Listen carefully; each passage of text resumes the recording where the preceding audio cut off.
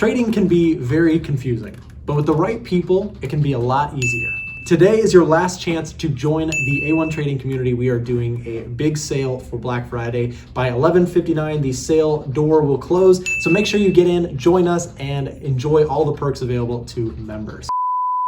What's up, everybody? Welcome back to another video. Today we're going to be talking about trading while having a full-time job. Now, a lot of you guys are in this situation where you have a job, you do something part-time, full-time, something of that sort that takes up a lot of your time, but you're still in the background trying to learn to trade and to improve your trading so that it can supplement part of your income and potentially even in the long term become a main or priority part of your income. So today we're going to talk about balancing the two and how anybody, I think, can trade while also having a full-time job. Now, there are some limitations here, but I'm going to say right off the bat, I actually trade with a full-time job. I'm in my office right now. We do all sorts of media and market coverage, and we work with traders.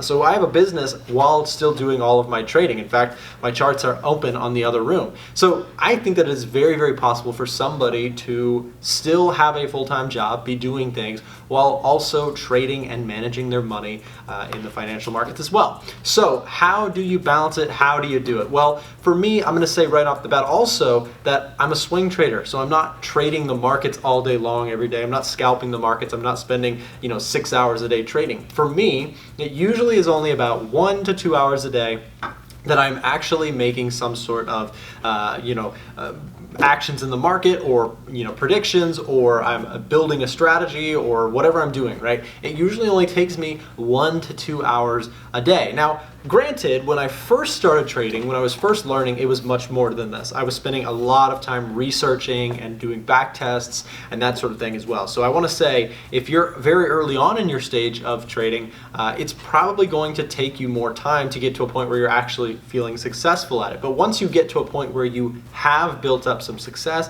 have built up some consistency, I see no issue with trading and doing some other thing with your time. In fact, for a little while, when I first quit my job, I was working as a software developer, and I had a ton of free time all of a sudden, right? Because I was trading and doing my job at the same time. I would trade at night during the Asian session, which is when it comes across for me is when I would get home here on the East Coast in the US. That would be 6 or 7 p.m. Eastern, which is right around when the Asian session gets started. So I had the ability to trade during that time, and that would be primarily when I would be placing my trades and closing my trades and doing any sort of thing that needed to be done with my trading. So for the most part, I think that there's different time sessions. You've got the London session, you've got the New York session, and you've got the Asian session.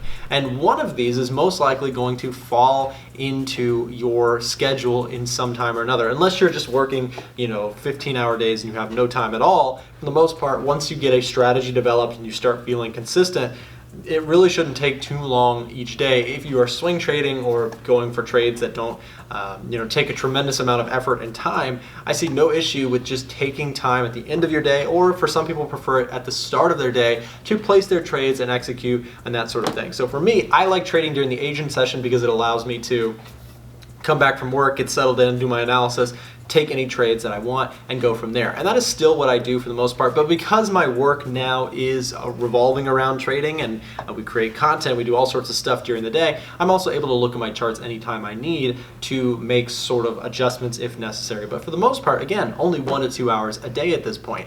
Now let's go back to the people who are out there who are still learning to trade. They're still trying to get this going for them and understand it and kind of improve before they feel like they can even make any sort of money at this. Well, if that is in your situation, for me, I would suggest taking time every day after work or on the weekend specifically and dedicating blocks of time to improving, to studying, and to building up consistency in your trading. Whether that means simulation trading or demo trading or just reading books or going through YouTube videos or whatever you're doing, take time out of your day, designate some amount of time per day to be doing this. If you're very serious about this, it's like treating it like a 4-year college degree. I've said this on my channel a lot of different times, but for the most part, real trading success is like going for a full-time, job degree, right? You have to put in a lot of effort and a lot of time.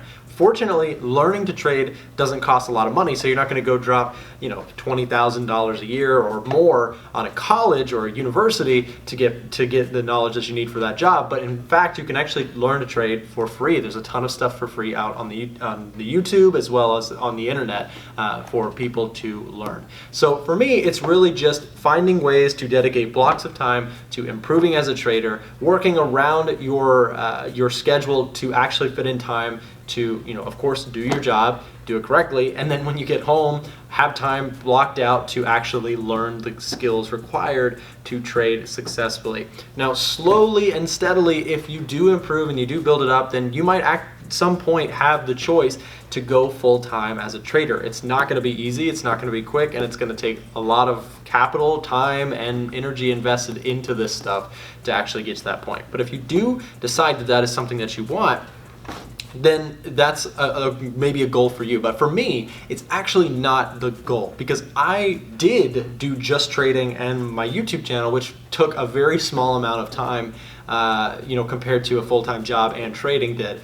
And that to me was just not a lifestyle that I liked. I'm not the kind of person that wants to just kind of relax a lot of the time. I like to be doing stuff. I like to be productive. And even on the weekends, I can't sit for too long before I start to get bored or I start to want to go out and do other things. So for me, it was not the lifestyle that it was hyped up to be. I did not like that feeling of sitting around and just trading for an hour or two a day and then having nothing else to do for the rest of the day. I like to work throughout the day and to, again, be creative and productive. So if you're like me in that respect, there's no reason to actually even quit your job unless you just really hate your job. If you have a job that you like, you respect, there's no reason why we can't trade and have a job at the same time, especially if you were swing trading. But even if you were day trading, because of the way foreign exchange lays out, you've got 3 major sessions, one of which probably falls in line with some part of your schedule if you make the time. Thanks so much for watching. I hope you got something out of this, and we will see you back in the next video.